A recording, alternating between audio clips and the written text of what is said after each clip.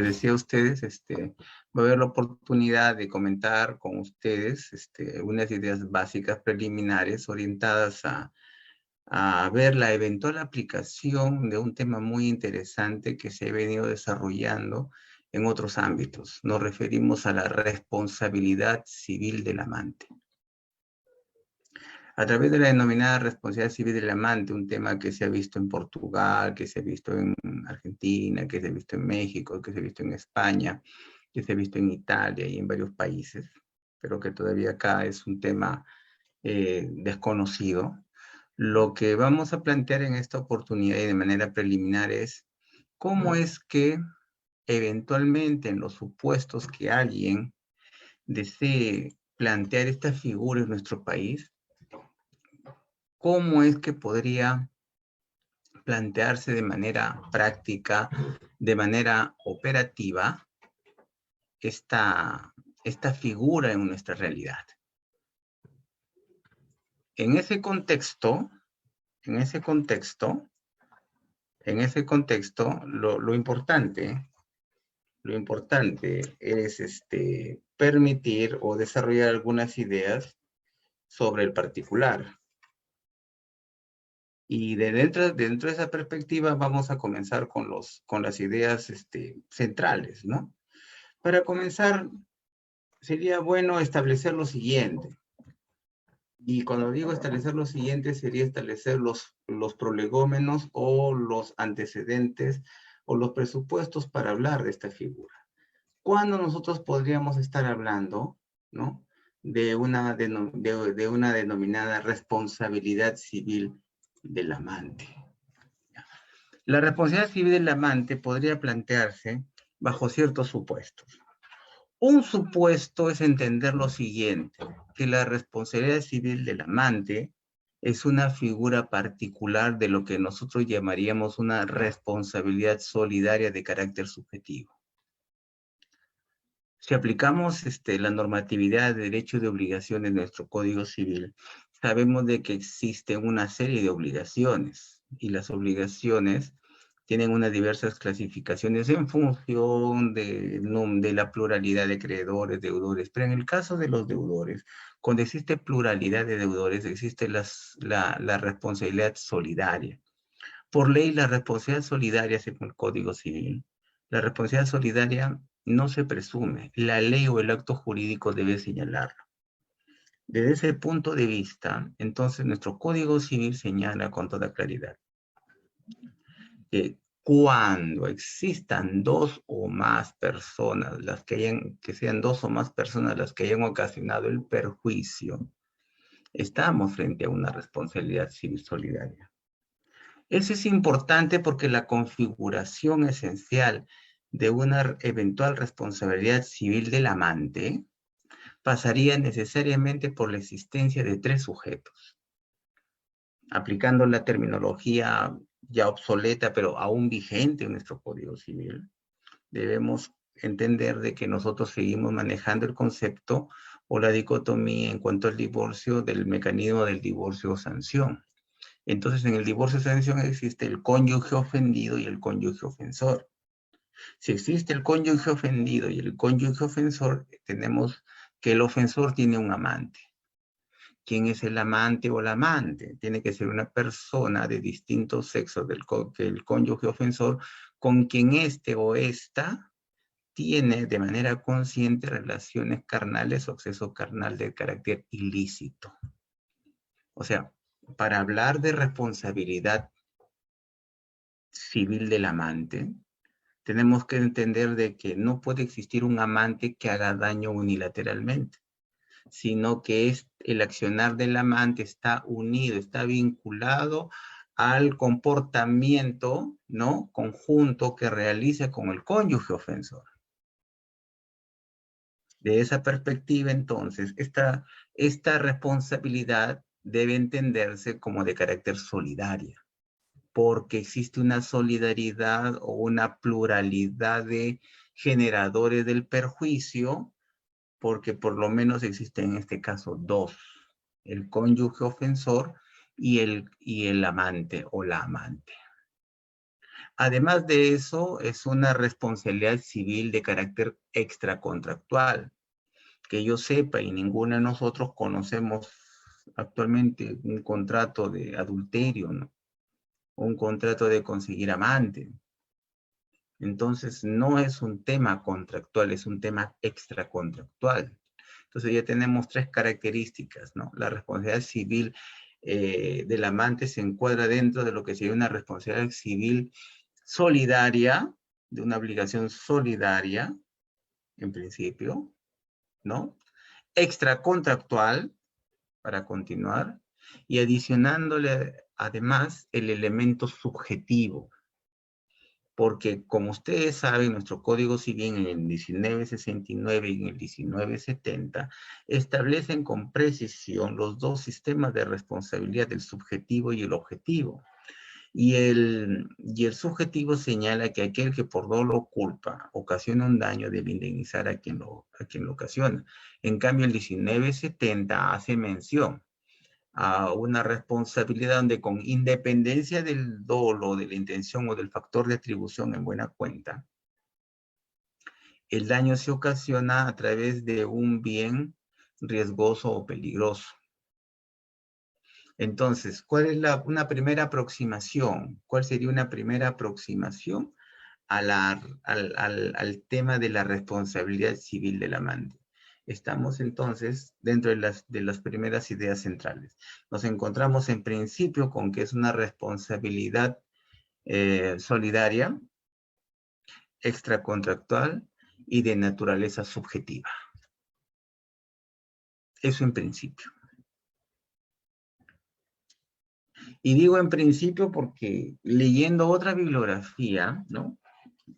Acá lo traigo a colación leyendo el libro de Emanuel Uccini Guastalla, ¿no? El Derecho de Familia, Contratos y Responsabilidad Civil, editado en Argentina en el año 2017, hace una diferenciación distinta. No toca la perspectiva como lo estoy viendo yo como una responsabilidad solidaria necesariamente, sino que dice que existen dos responsabilidades distintas. Una posición muy interesante, se las comento.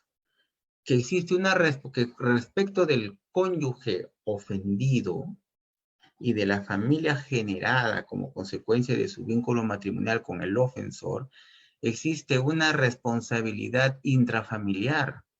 Y esa responsabilidad intrafamiliar tendría que verse limitada exclusivamente con relación al cónyuge ofensor.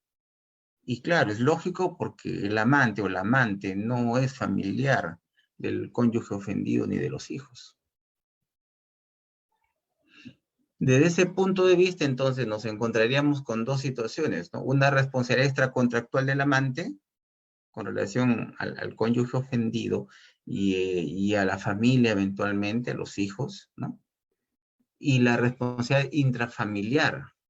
Me parece una posición muy interesante, la verdad, pero me parece que desde la perspectiva de la aplicación o de la normatividad que manejamos nosotros en el Perú, en el fondo, resulta poco práctica. Y resulta poco práctica porque sabemos que desde la perspectiva del acreedor, ante una pluralidad de deudores, resulta mucho más conveniente, más beneficioso, más efectivo desde la perspectiva del acreedor o de los acreedores, que la solidaridad ante una pluralidad de deudores, esto sea solidaria y no de manera mancomunada. Como sabemos, una responsabilidad mancomunada implica donde cada uno paga lo suyo. Entonces, si asumiésemos la posición de Luchino Gostala, donde señala de que hay una responsabilidad intrafamiliar del cónyuge separada de la responsabilidad del amante, entonces vemos a dos responsables del daño, pero independientes entre sí, lo cual generaría como consecuencia eventualmente una dificultad en el cobro por parte del cónyuge ofendido. Desde la perspectiva de que al no haber solidaridad, entonces no puedes ir como acreedor directamente contra uno de ellos, el que tiene el dinero, a fin de que éste cancele todo. Ya después, en su momento, puede hacer que el cónyuge ofensor o el amante eventualmente repita contra el cónyuge, contra el cónyuge ofensor, que fue su socio, entre comillas, en el perjuicio que ocasionaron a la familia. Otro aspecto a considerar acá es quiénes son los perjudicados. Guastalla dice, y es interesante, una responsabilidad intrafamiliar que abarca responsabilidad respecto de fidelidad con el cónyuge y conjuntamente con el tema de que tiene que ver con el interés superior del niño y del adolescente con relación a los hijos, que eventualmente podría extenderse más allá de la mayoría de edades. Es un tema muy interesante y nebuloso también por naturaleza. Pero acá viene algo interesante, ¿no? O sea, hay que limitar o habríamos que delimitar quiénes estarían legitimados para plantear esta indemnización contra el amante, porque imaginémonos esto, el cónyuge ofendido y el ofensor tienen 10 hijos, más el cónyuge ofendido 11, y cada uno de ellos plantea una acción independiente por daños contra el amante. Tendríamos 11 demandas distintas y estaríamos francamente y definitivamente frente a una situación que raya o que estaría vinculada dentro del ámbito de un enriquecimiento indebido, no ilícito, no indebido desde el punto de vista civil, y que eventualmente podría rayar los límites, a no dudarlo, de lo que sería un ejercicio abusivo del derecho. Entonces, a mi modo de ver, tratando de ser realistas y sobre todo tratando de ser equilibrados, ¿no? Razonables, el titular debería ser el cónyuge ofendido, que lo puede exigir cuando los hijos son menores de edad en representación de todos ellos. Ahora, no en toda situación, y eso también habría que analizarlo, no en toda situación donde existe amante, necesariamente tiene que haber perjuicio. No necesariamente. Podría suceder un caso interesante donde el cónyuge ofensor engañó tanto al amante como a su cónyuge ofendido. Y le engañó al amante respecto de que era soltero o era soltera cuando en realidad no era así. En esas circunstancias, habrá amante, habrá posibilidad de un divorcio, pero no podríamos meter al amante en estas circunstancias. Adicionalmente, habríamos que considerar también su eventual vinculación o no. Necesariamente, es cierto, a mi modo de ver, la obligación o la orientación de la responsabilidad civil del amante, pasa originariamente por ser una responsabilidad solidaria de por lo menos dos, pero podrían ser dos o más o tres. ¿Qué pasaría si es que el cónyuge o la cónyuge ofensor o ofensora tiene varios amantes? Entonces, normalmente podríamos hablar del cónyuge ofensor y del amante, pero nada implicaría bajo ciertas circunstancias y situaciones en concreto que hablaríamos de más de dos personas involucradas en ese tema de responsabilidad. También tendríamos que tener en cuenta, ¿no? Y me parece que es importante establecerlo, que esta responsabilidad tiene que enmarcarse en términos objetivos y prácticos, ¿no? Pragmáticos, dentro de una circunstancia donde haya dinero de por medio, dinero en juego. Es decir, no veo que esta figura sea de una aplicación masiva, la verdad es que no lo veo así, porque sus implicaciones prácticas o sus consecuencias prácticas están condicionadas a la obtención objetiva del monto de la eventual reparación o indemnización que se estaría solicitando. Y desde esa perspectiva, el presupuesto es que el cónyuge ofensor o el amante o la amante tengan capacidad económica para responder frente al cónyuge ofendido y a los hijos.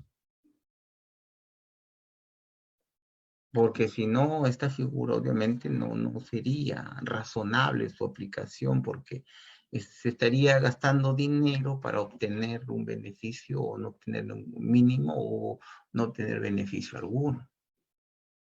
Otro elemento a considerar acá Y esto tiene que ver ya que la responsabilidad es solidaria.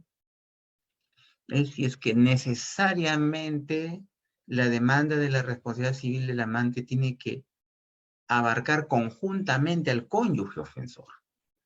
Es decir, en las demandas de responsabilidad civil del amante tienen que ser demandados necesariamente el amante o la amante con él o la cónyuge ofensor u ofensora.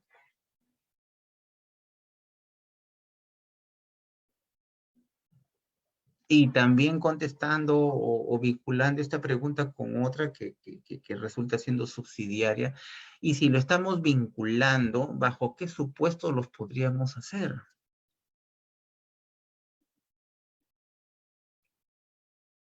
Un supuesto sería a través del divorcio, o sea, plantear el divorcio o la separación de cuerpos, ¿a través de qué causal? Si estamos hablando de amantes, la causal que inmediatamente viene a la mente tendría que ser la del divorcio por adulterio.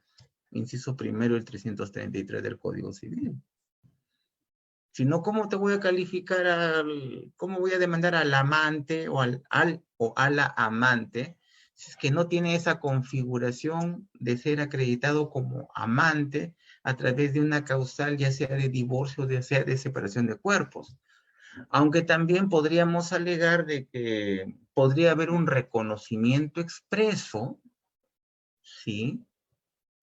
O un reconocimiento expreso por parte del cónyuge ofensor o por parte también del amante o de la amante que ha dado a conocer al cónyuge ofendido bajo diversas circunstancias la condición de la relación ilícita entre ambos.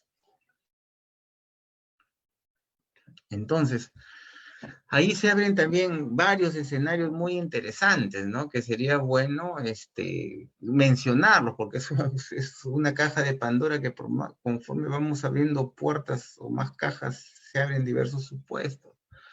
Primer supuesto, necesariamente tienen que estar vinculados en esa demanda, tanto el cónyuge ofendido, el ofensor, como demandados, el ofensor, con su amante.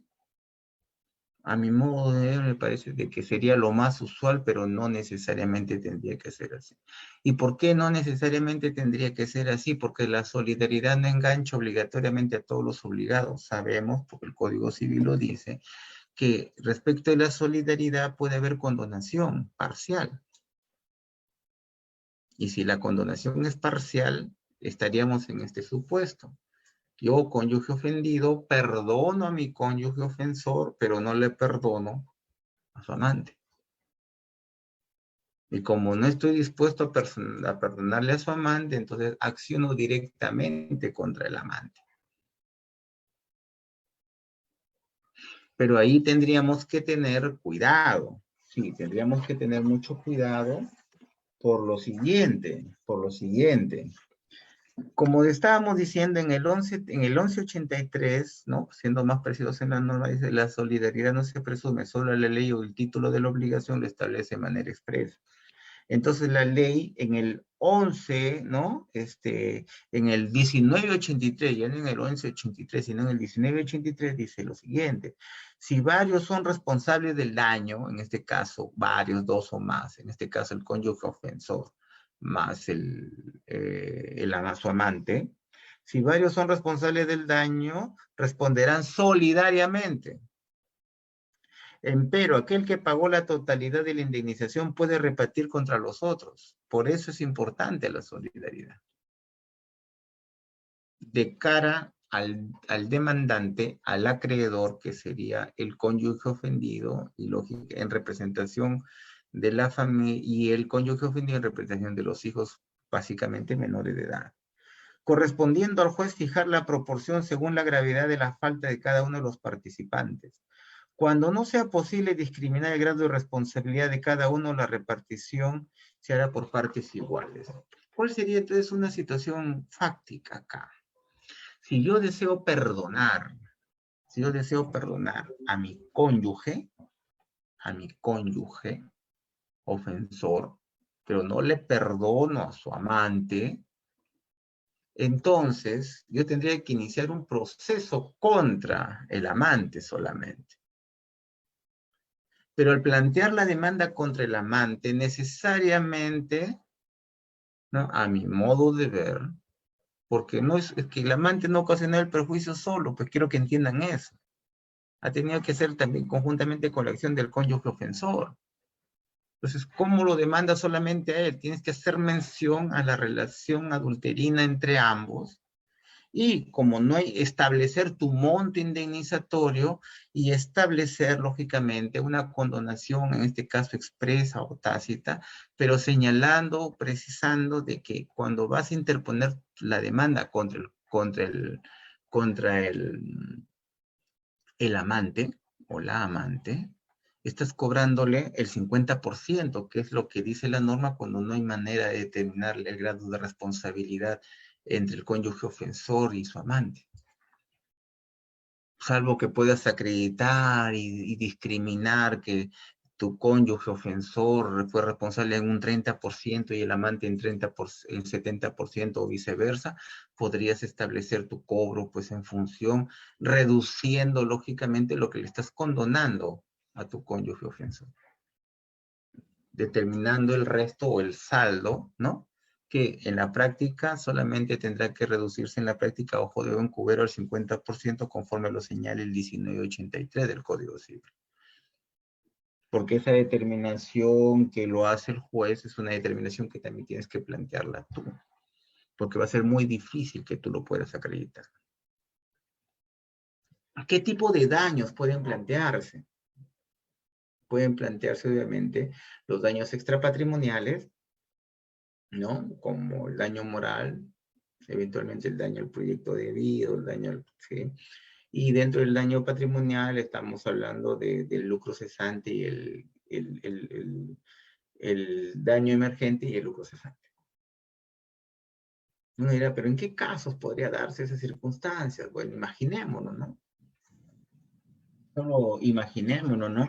En circunstancias donde el amante o la amante es tóxico y va al centro de trabajo del cónyuge ofendido y grita voz en cuello, déjalo, es mi marido, es mi mujer, es mi marido, es mi mujer, etcétera, o le empieza a ocasionarle, a difamar situaciones o comportamientos a través de las redes sociales. Ese es un perjuicio, ese es un daño. ¿Qué pasa? Ahora vayamos al tema patrimonial, ¿no?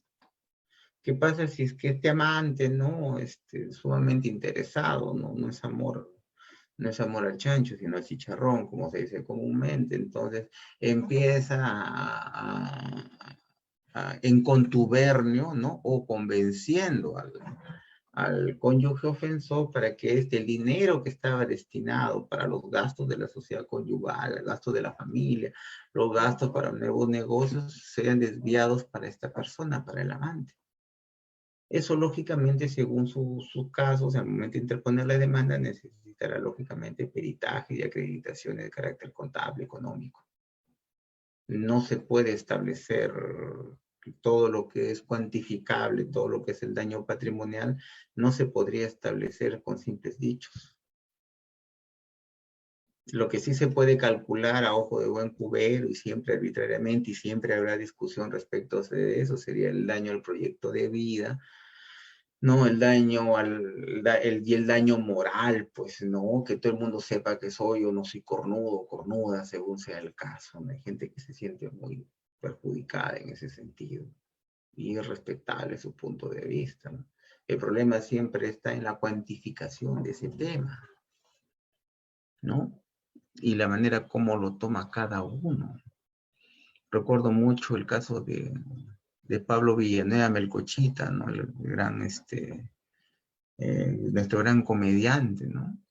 Que se ufanaba porque más de 80 años, tuvo un hijo con una mujer 30 años menor que él y después resultó de que le hicieron las pruebas de ADN y resultó de que no era su hijo. Y justo el hombre estaba en el extranjero, ¿no? Y ya iba a regresar y todo el mundo listos para burlarse de él, pues, ¿no? Pero el hombre, pues, ¿qué hizo? Él mismo bajó y se puso unos cachos inflados con aire y él mismo hizo mofa y se burló de sí mismo. Con eso le tapó la boca al resto. Y ahora nadie se acuerda que Melcochita en su momento, ¿no? Fue un reverendo cornudo, pues. Pero hay gente que no lo toma así, pues. Y tiene todo el derecho de sentirse ofendido en un menoscabo psicológico que eventualmente configuraría un daño moral, pero que lógicamente la cuantificación de ese daño sí es muy difícil de determinar, obviamente. Bueno, pero eso es con relación a si es que yo perdono al cónyuge ofensor. Pero si no lo perdono y quiero hacerlos castigar a los dos, quiero hacerlos pagar a los dos en forma conjunta, ¿no? Porque eso sería la otra posibilidad, ¿no? La otra posibilidad es esa. Tengan en cuenta que es a elección del acreedor y el acreedor es el cónyuge ofendido, ¿no? Tanto por su propia representación, por representándose a sí mismo como representando a los hijos menores. Claro, es posible que también no haya hijos, ¿no? O es posible que si estos ya son mayores de edad, son independizados en esas circunstancias, ¿de qué tanto estaríamos hablando de responsabilidad intrafamiliar? Estaría reducida al deber de cohabitación y al deber de estar vinculados, ¿no? Y de fidelidad, ¿no? Entonces un poco nos llevaría en todo caso dentro de un tema de adulterio. Ustedes pueden decirme, y tienen mucha razón, dicen, sí, pero, profesor, pero acá hay un tema, ¿no? O sea, acá hay un tema muy interesante. Pero, profesor, las mismas causales de divorcio, las causales establecidas en la ley del 1 al 2 en el 333, ¿no? Y inclusive la 12, que no es el caso mencionarlo, del acuerdo, ¿no? También implican, ¿qué cosa? La posibilidad de una indemnización. Sí, pues, efectivamente, pero esa indemnización será contra el cónyuge ofensor. Pero acá está vinculado a este tema en concreto que estamos viendo, que es la responsabilidad del amante. Entonces, regresando al punto, si yo quiero hacerlos pagar a los dos, ¿no? A mi cónyuge que me ha ofendido y a su amante, con la normatividad que tenemos aquí en el Perú, aquí y ahora, tendríamos que ponernos a analizar cómo lo podríamos hacer. Y en principio, tenemos que analizar las causales o los plazos de caducidad.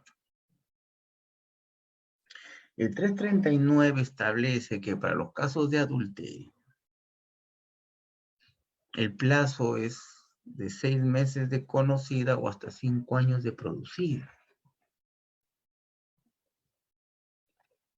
Pero eso es para los efectos de divorciarse del cónyuge, en cuya demanda, lógicamente, adicionaría solidariamente el tema de la indemnización con el amante. Porque no lo quiero dejar solo, lo quiero estar juntos.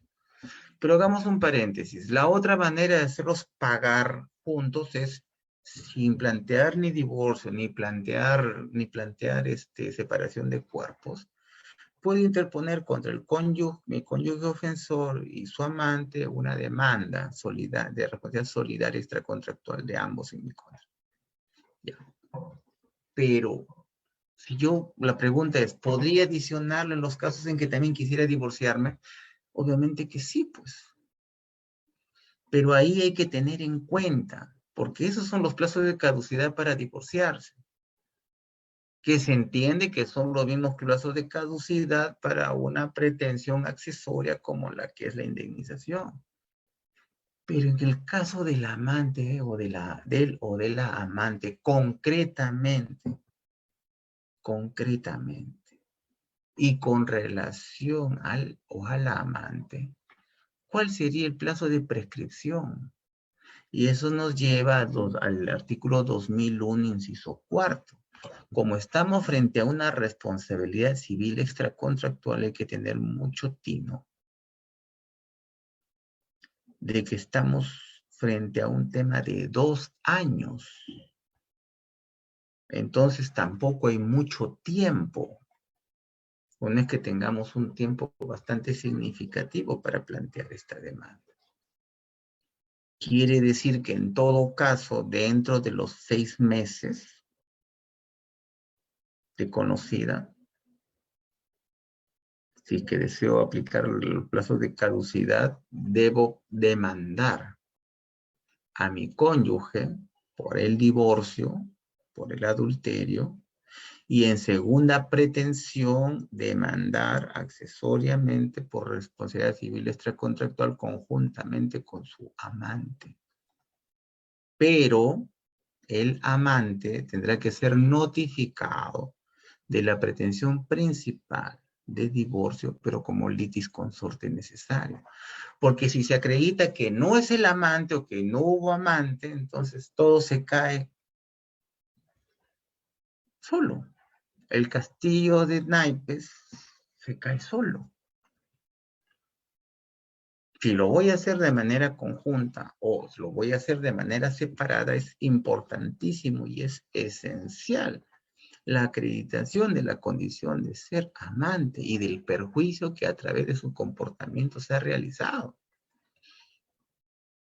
Porque si no es así, entonces será cualquier otro tipo de responsabilidad extracontractual, genérica.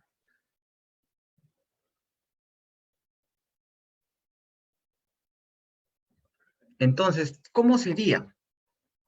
Tendría que plantear dentro del plazo de los 6 meses, porque esperar hasta 5 años para adelante se me va a correr el plazo de los 2 años de la prescripción de la responsabilidad civil extracontractual del amante. Tendría en la práctica que, si quiero divorciarme, tengo que constreñirme en la práctica a los 6 meses.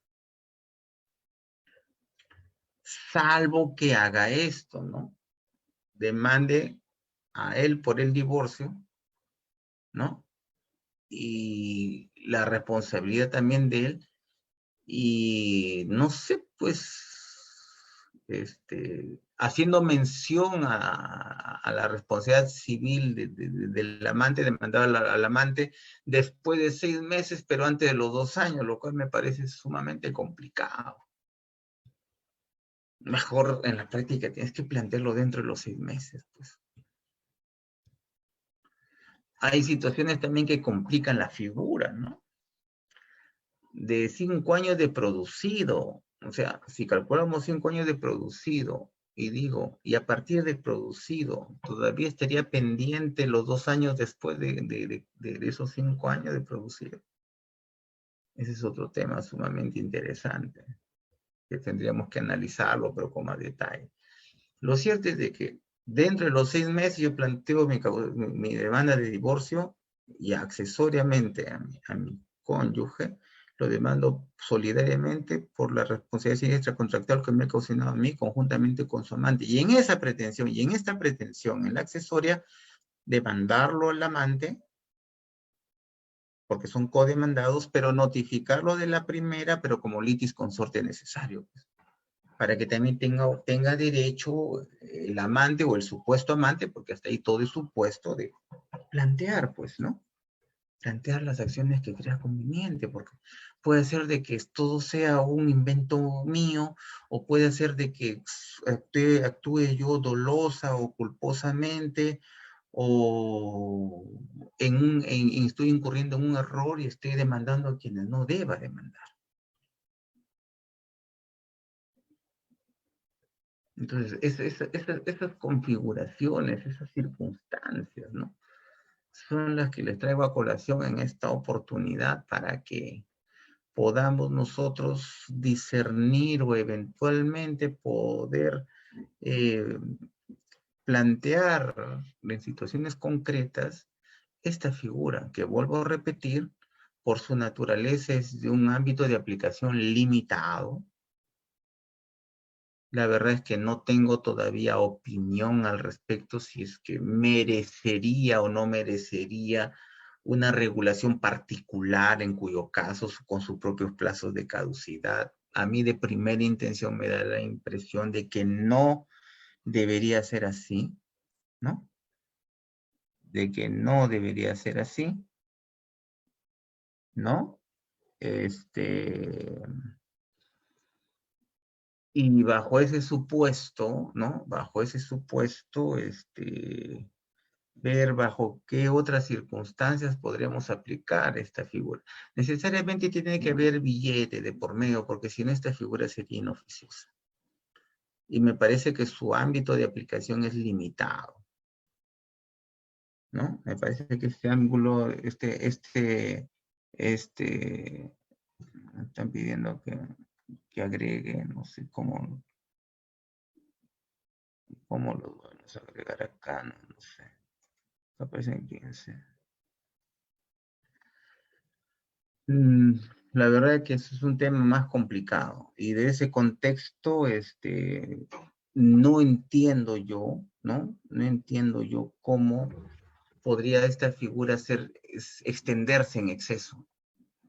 No me parece que sea una figura de aplicación general masiva. Y de punto de vista eminentemente práctico estaría limitado a situaciones donde hay dinero de por medio, donde hay la posibilidad de obtener ese resarcimiento. Bien, básicamente estas son las ideas esenciales respecto de este tema. Estamos en el tiempo justo como para que ustedes puedan plantear algunas preguntas que gustosamente estoy a su disposición para absolverlas. Muy bien, estimado doctor, sí, vamos a consultar a los compañeros si desean hacer algunas preguntas, consultas, antes de dar término a la presente sesión que nos ha compartido el doctor Edgardo el día de hoy.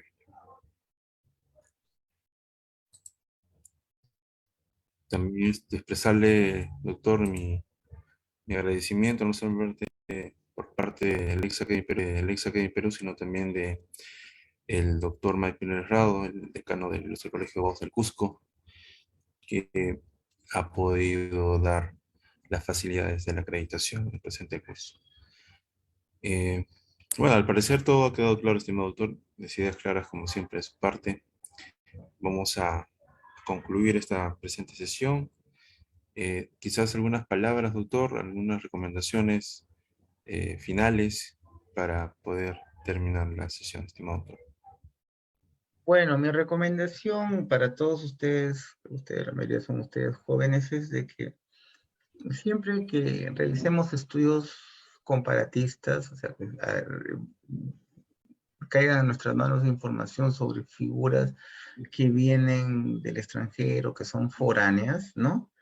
Resulta muy útil y muy interesante hacer un estudio, un análisis respecto de cómo esas figuras podrían o deberían eventualmente aplicarse en nuestro país. De primera intención, el primer nivel de análisis que les pido o les sugiero que hagan en sus momentos con los temas que ustedes crean conveniente, es con la normatividad que existe actualmente en nuestro país y con la jurisprudencia que manejamos.